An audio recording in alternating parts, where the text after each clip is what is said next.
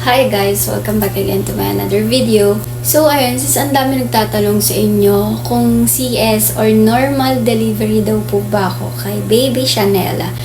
So ayun, malapit na rin mag 2 years old ang aking anak na si Shanella. Ngayon darating na December 5, 2024. Normal delivery po ako kay Shanella. Kung napanood nyo na yung previous video ko, yung marami na siyang views, likes, and shares, yung paano ko na-open yung cervix ko. Doon yung makikita yung tips para maging normal delivery din kayo kay baby. Effective talaga niya, and kung mababasa nyo yung mga comment section, ang daming positive na nagsasabi na effective daw talaga yung shinare ko sa inyong lahat. Based on my experience din, wala namang masama kung susubukan natin. I-share ko ba yun kung alam ko yung kakapahamak nyo, di ba? Syempre hindi. Sino ba namang tangang gagawa nun? Ano kasi dapat talaga CS nga ako. So hindi natuloy yung pagsi-CS ko kasi sabi ng doktor ko, maganda at maayos daw yung performance ko or something. Ano ba klaseng performance yun? Which is yung sinasabi kasi ni doc is kaya ko daw mag-normal delivery. Lalo na first time mom ako. Pinupush nila ako, doc, na kaya kong in-normal si baby. Nakita rin naman nila doc na hindi naman ganun kalaki yung baby ko sa tummy ko. Kaya ko daw siya in-normal delivery. Pero hindi naman porket ganun lang si baby kalaki sa tummy ko is hindi na pwede mag-CS. Guys, pwede ka mag-CS kahit maliit si baby sa tummy mo. Bakit? Kasi syempre depende pagka halimbawa yung cervix mo is naka-close pa. Mag-CCS ka talaga. Lalo na pag na-overdue ka, mag-CCS ka pa rin. Kaya wala sa laki or sa liit ng baby para maging normal delivery ka at ma-CS ka. So yun guys, based on my experience lang din, and syempre, na-explain na rin yun sa akin ni Doc. Kung panoorin nyo, effective talaga siya. So yun guys, hindi kasi na makapaniwala iba na normal delivery ko. Kahit naman ako, sobrang thankful ko, lalo na kay God. Kasi siya talaga yung gumabay sa akin, mga oras na yun.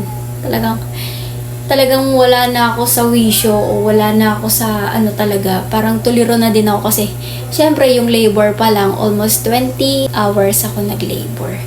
Hindi naman kasi biro-biro lang yung pag-aanak, pagbubuntis, and also yung pagle-labor. Super hirap as in.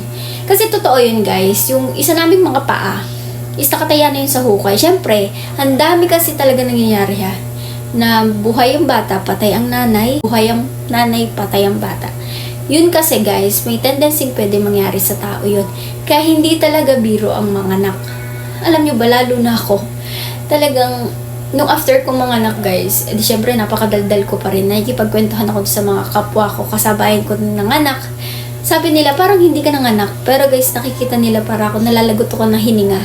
Kasi guys, ang hirap, hindi talaga biro, promise. Kahit anong lakas mo or what, pagdating talaga sa oras ng panganakan, lalo na magno-normal delivery ka, manghihina ka talaga as in. Kasi hindi naman siya yung parang tae lang na ilalabas mo na maliit. Malaki talaga. Siyempre, ulo yun. Hanggang ganun lang kaliit, tae. Hindi kasi siya parang tae lang na madaling umiri. Super hirap talaga. Kaya kailangan din ng prayers. And syempre para ma-normal natin si baby at mailabas natin siya ng maayos sa tummy natin. Yun nga, tulad ng sinabi ko kanina, nangyayari talaga yun pag nai-CS yung tao.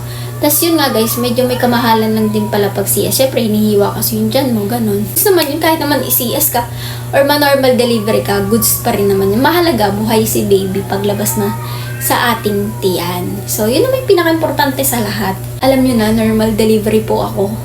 And kahit gustong-gusto ko na talaga noon mag-CS, ayaw talaga ni Doc. Sila yung nag-push sa akin, mami ko, and yung tatay ng anak ko. Pinush nila ako mag-normal delivery. And syempre, thank you kay God. Kasi hindi natin talaga akalain na makakaraos tayo sa ganong sitwasyon. Napakahirap na labor, no? Akala nyo ba parang pakiramdam na matatai ka na ewan, na hindi mo na maintindihan yung pain. Pero guys, yung ganong pakiramdam, yun talaga, bata na yung lalabas pagka ganun.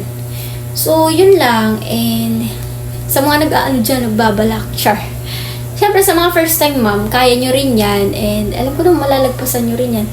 Kasi syempre kung kami nga, nakaya na namin, what more kayo pa. And nasa inyo pa rin yung kung gusto nyo mag-CS or normal delivery. Lalo na pag may pera kayo, talaga makakapag-CS kayo kahit anong gusto nyo. So, yun lang. And syempre, mas maganda pa rin na yung bigay ninyo pa rin na nakakaalam kung ano yung mas makakabuti sa inyo. Yun lang. So, yun lang. At least alam nyo na. And, dami kasi tanong kung normal o CS daw ba ako. Kahit gusto ko nga i-CS, ayaw talaga ni Doc. Kaya yun lang. And yun po, sa Provincial Laguna po ako nanganak na Santa Cruz, Laguna Medical Center. So, yun lang. Yun lang guys. And, that's it. At least alam nyo na, diba? Hindi talaga biro. Hindi talaga. As in, nakakamatay talaga siya. Super. Hindi sa pagiging OA. Try nyo kaya para maranasan nyo yung naranasan naming lahat ng mga first time mom. Diba? Yung mga talagang naging nanay. Alam din nila yan. Talagang mahirap din. Kahit nga nakasampu iba, mahirap pa rin. Siyempre, kaya nila. Diba? Hindi mo naman kasi masasabi kung kaya mo pa o ano, mamaya bigla kang nategi na wala sa oras. Hindi lang masasabi. Kaya mas okay pa rin na nag-iisip pa rin tayo bago talaga magbuntis. Tsaka syempre dapat stable na tayo, ganun. Yun lang naman. Para naman kahit gusto nyo mag-CS, may pambayad ang baby nyo na sa pang-CS nyo, ganun. Hindi ko naman sinabi wala kami pambayad. Ayaw talaga ako i-CS ng doktor kasi nga kayo kaya ko daw in-normal delivery si baby. So yun lang guys, that's it. This is the end of my video. Kung hindi ka pa naka-follow sa aking FB page, mag-follow na po kayo. And kung hindi ka pa naka-subscribe sa aking YT channel, mag-subscribe na po kayo para mas mag-update kayo sa mga susunod nating video. So, yun lang guys. Pag-inggit, pikit ha. Always keep safe and God bless everyone. Bye!